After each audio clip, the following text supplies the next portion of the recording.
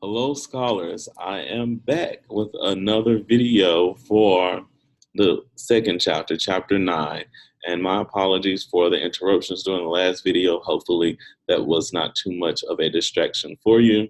As you can see, I found hopefully a much better space with a nice little background and everything. And we are going to talk about chapter 9, which focuses on developing your introduction and your conclusion for your presentation. Let me remind you guys that we will not actually do an outline for our speech until we get to our informative and persuasive presentations.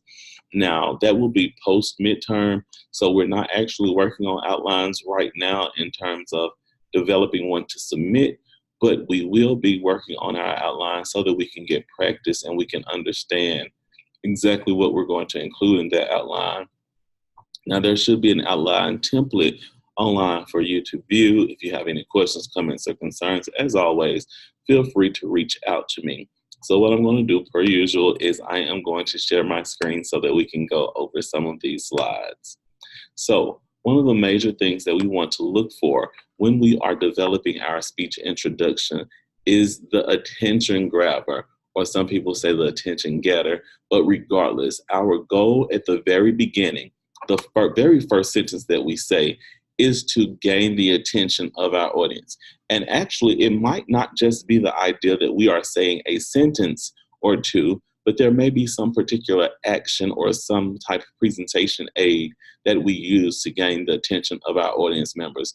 Some of the best attention grabbers that I have seen were not vocalized by the speaker, but it was maybe a short snippet of a video or lyrics to a song or something outside of the norm. Typically, we hear of individuals trying to gain attention by using shocking statistics, a quotation, illustration, whether it be just a brief illustration or a hypothetical illustration.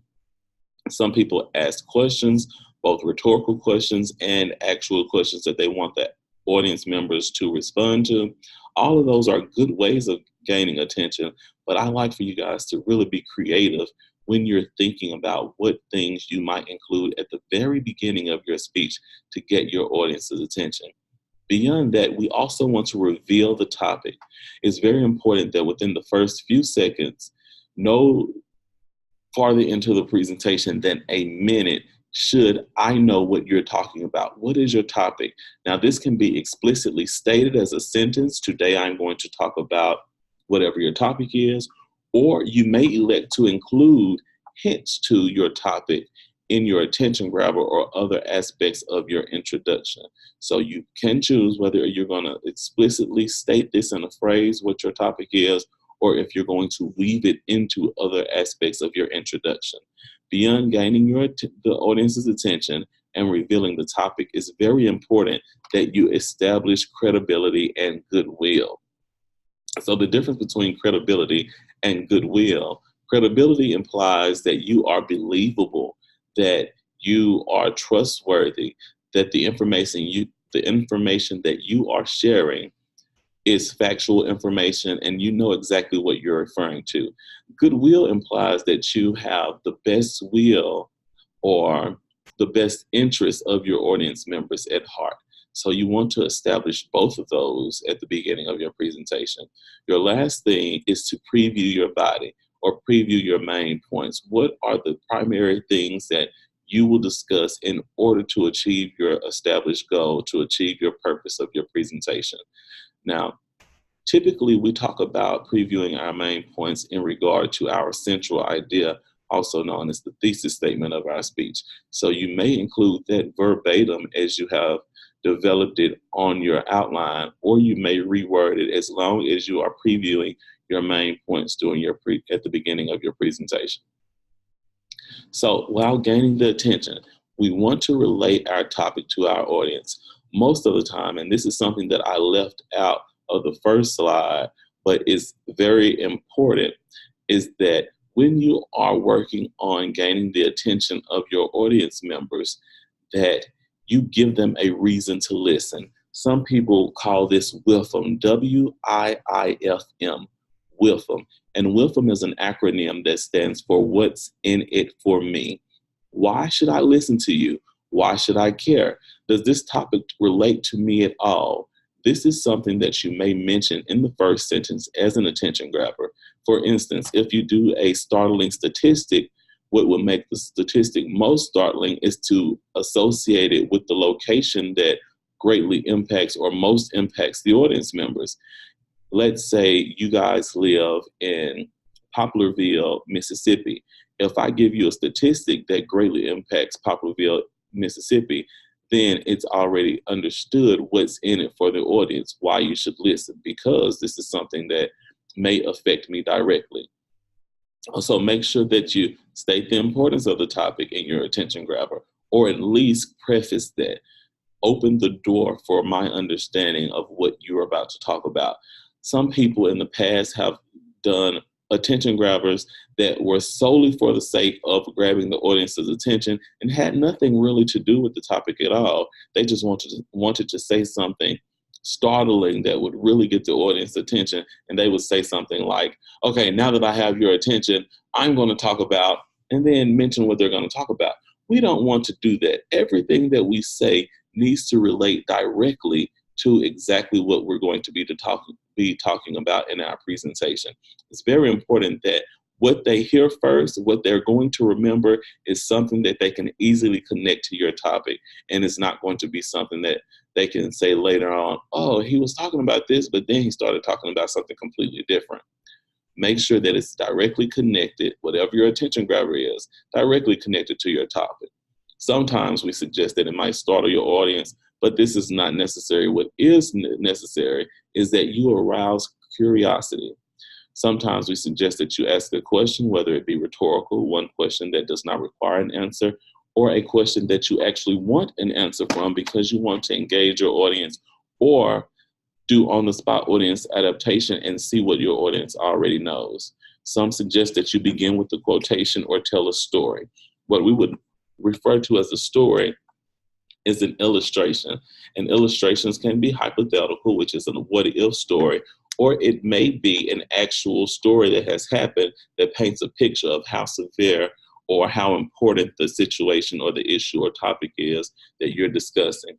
You may, as I suggested earlier, you may use visual aids like PowerPoint presentations, images, videos, songs. All of those might be helpful. Here's an example. You're being chased by an object of unspeakable horror, yet your legs can only move in slow motion.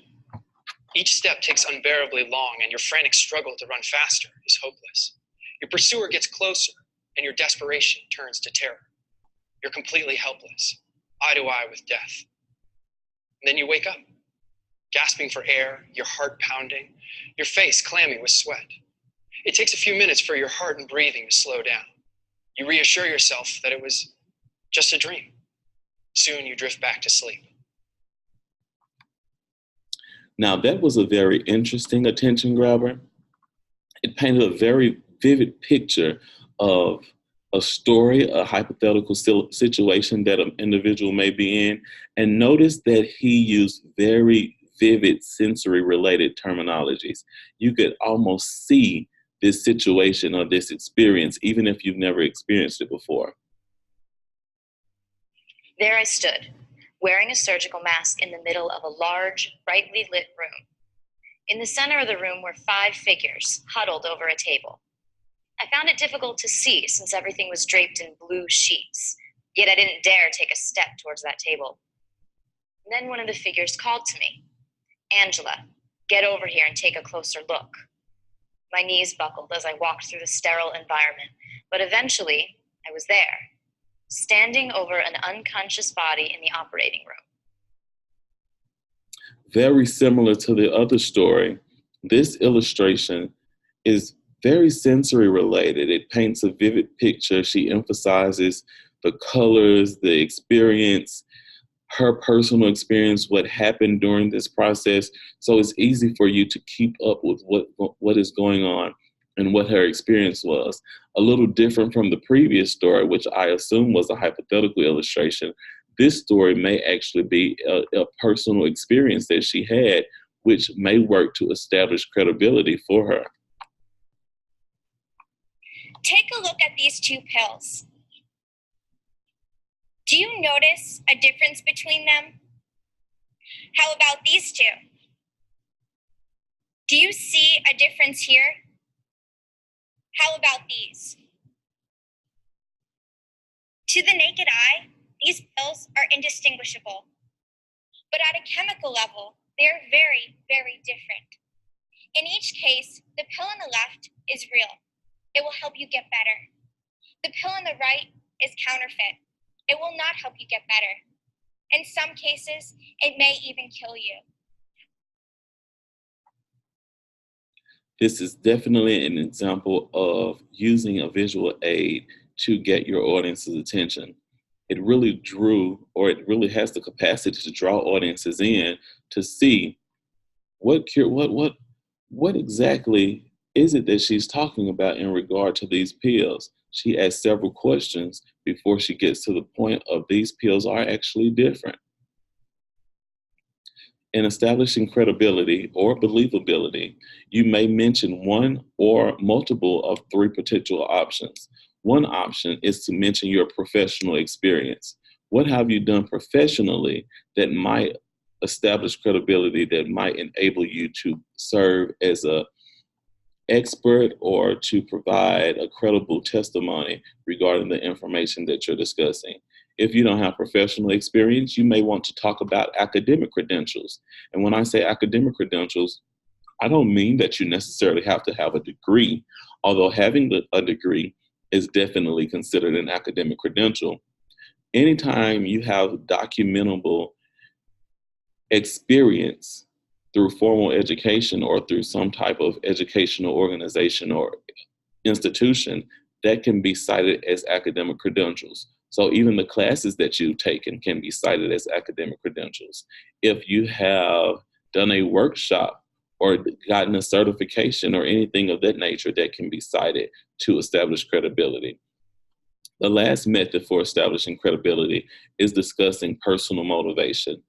Whether you had a personal experience that prompted you to research, or if someone in your family may have had an experience and you just decided that this subject was worthwhile, worth researching, you can mention that in terms of establishing credibility.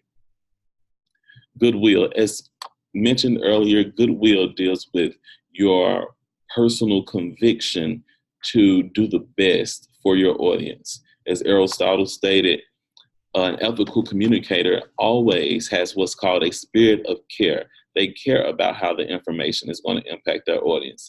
And that should be obvious during your introduction. Now, our previous statement, which I suggested might be your central idea or thesis statement, is basically just a preview of what audience members should expect. Basically, we want to build in redundancy in our presentation. And I know that redundancy has a really negative connotation. People typically associate redundancy to unnecessary repetition.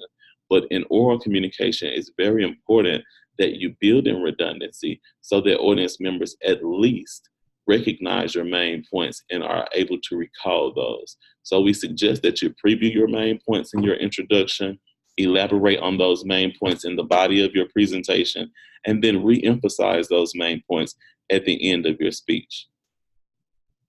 When preparing your introduction, make sure that you are concise, straight to the point. You do not want to confuse your audience members.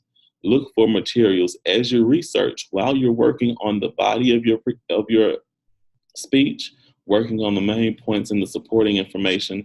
Think of what things might be usable. If you're online and you're Googling various topics for your presentation and you see a shocking news story that might be helpful as an attention grabber, think about that as you're doing the research. And then toward the end, you can figure out what's going to be your good, better, best option for incorporation at the beginning to grab their attention.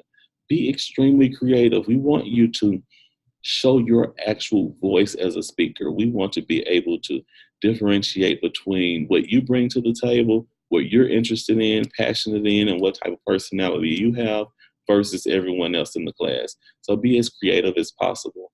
Finalize after your body is done. As I was stating earlier, while you're researching for your main points, don't decide at the very beginning of your research exactly what you want your speech to look like. After you have all the information, then think about what's going to be the good, better, best option for the attention grabber. Also, work out content and delivery in detail. Think about all the things that you can do to reinforce your message. Here's a simple introduction.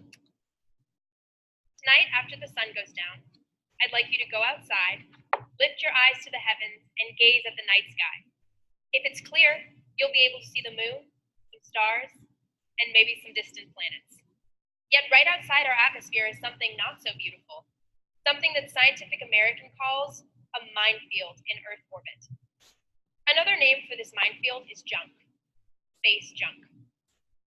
Satellites that no longer work, pieces from spent rockets, debris from collision of man-made objects. Together, they form a floating landfill that orbits the Earth at speeds of over 18,000 miles per hour. The European Space Agency estimates that there are hundreds of thousands of pieces of space junk. I first learned about space junk last year in my physics class. Now, after doing research for this speech, I understand why there's an international effort to clean up the landfill whirling around our planet. Today, we'll look first at the history of space junk, then at the way it's affecting space exploration, and finally, at some proposals scientists have advanced to clean it up. Perfect.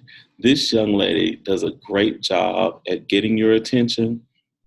Definitely suggests that she has credibility by citing that she learned about this in an actual academic environment in her class. And then she previews exactly what we're going to talk about in the presentation. Now for conclusions. Conclusions are typically very simple, concise, straight to the point. You want to do two things in your conclusion.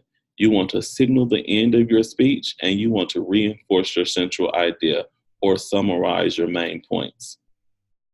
So some people suggest that you build to a zenith of power and intensity, that you start off your presentation very mild, very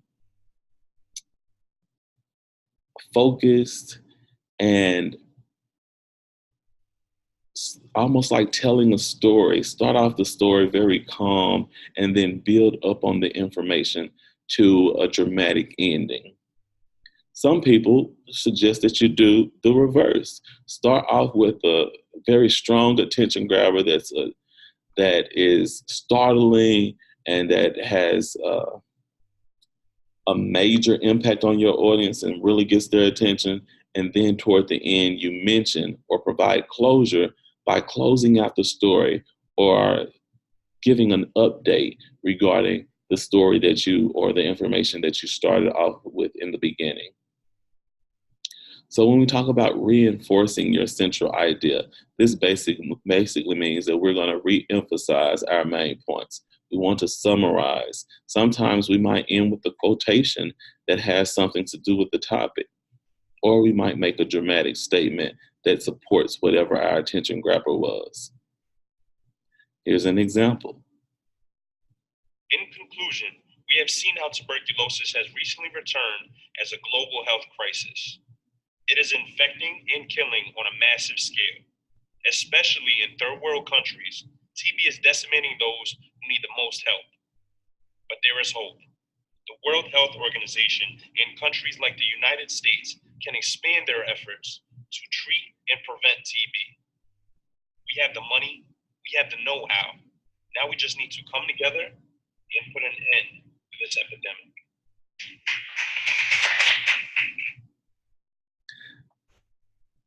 Here's another example. It was supposed to be a time of celebration. 5 friends had gathered in a South Florida hotel room to celebrate a birthday. Juchen Marshall, one of the 5, was turning 19.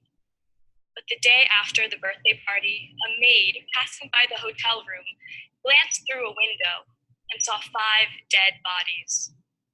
All 5 friends had been killed. Their killer was silent, invisible, odorless, and tasteless. Their killer was carbon monoxide. The friends had left their car running in a carport directly beneath their hotel room. Carbon monoxide seeped into the room and took their lives, as it does the lives of 400 people a year in the United States. Remember those 5 friends I mentioned in the introduction of my speech? Their deaths were tragic and unnecessary. I hope the information I have provided today will help you avoid their fate. By understanding where carbon monoxide comes from, by recognizing the warning signs of carbon monoxide poisoning, and by following the simple preventive steps I've discussed, you can make sure that you don't fall victim to the silent killer. All right, in preparing your conclusion, look for materials while researching very similar to what was suggested for the introduction. Conclude with the bang. Even if you dissolve at the end or follow the suggestion to slowly dissolve toward the end, don't do so in a way that makes it seem like you dropped the ball or makes it seem like you were ill prepared in any way. Make sure that even if you end on a note that kind of brings a concluding feeling to your audience, that it's not done so in a way that makes people question, oh, that's it? Make sure that it's obvious that you are concluding. Also be brief and work out your content delivery in detail. Here's a full sample conclusion to end us. In conclusion, while humans have managed to go boldly where no one has gone before, we've also left a lot of garbage behind. Space junk is growing every day and poses serious problems for the future of space exploration. Fortunately, scientists from NASA and the international community are exploring ingenious ways of taking out the trash. So the next time you're outside at night, lift your gaze upwards. You'll see the moon, stars, and perhaps a couple planets.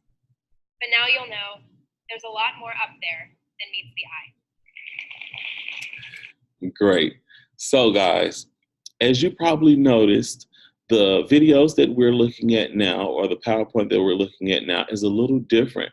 This is a resource that I ran across that had the videos, and I thought the videos were great examples of what we can use or incorporate in our own presentations, and that they would be very helpful. So please don't be distracted by the fact that the chapters don't match. These videos I think are pretty good, and if you feel like you'd like to go to the original videos, then let me know and we will try to work that out. As always, if you have any questions, comments, or concerns, feel free to reach out to me via email or phone. Have a great week.